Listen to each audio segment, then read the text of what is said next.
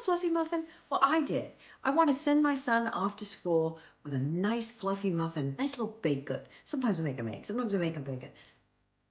So I started with a muffin that I've made many times. I wasn't quite happy with it. I tweaked it, and you will see the decoding of the fluffy muffin. Here are some things to do and not to do, if you want a fluffy muffin. This is a recipe I came up with, and it was tasty. It had some flavor, but it was a little more dense than I wanted. So I went to work to try to fluff it up. First off, made sure I sifted the flour.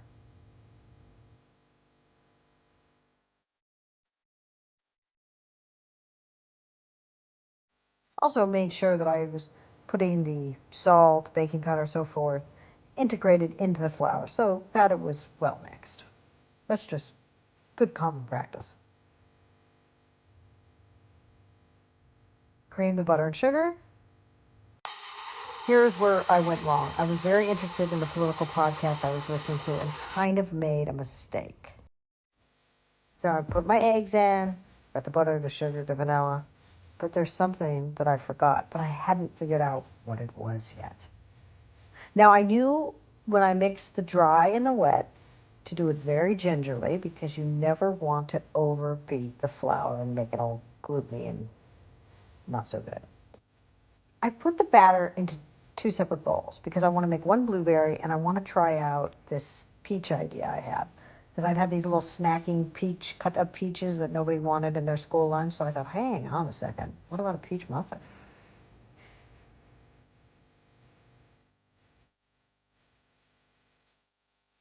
I've often heard that muffins rise up more if you put space between them in the muffin tins because then they can get more hot air around them. So I used my brand new lovely pan and my old good old beat up pan.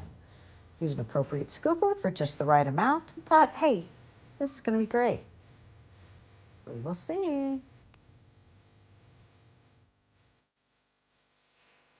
Went in the oven at 350 degrees for 17 minutes.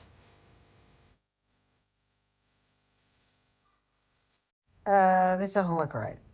I'm not gonna lie. This looks like the opposite of fluff. What's the opposite of fluff? Defluff? Yeah, so here's the problem. Apparently, if your recipe says put 9 ounces of sour cream in it, you're supposed to put 9 ounces of sour cream in it. Baking is a science, and this science project had gone wrong, so let's try it again. So some of the things that should be good, sifted the flour. But I adjusted the salt, the baking powder, and the baking soda. I just did a half teaspoon for each of them. I wanted sort of a control group, like let's just do half for each and see how that would work out. Made sure it's nicely mixed with the flour.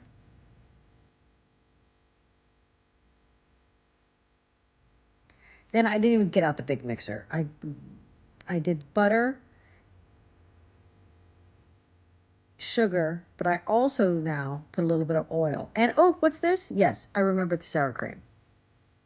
You could also use yogurt. That would be fine too. I had used 3 eggs before. This time I just decided to use 2. Instead of spacing out while my KitchenAid did the work, I beat it all myself. And again, very carefully, just a little bit of flour at a time, not over stirring. Drained the peaches. I was out of blueberries by this point. I was like, let's just do the peach one. And scooped it out.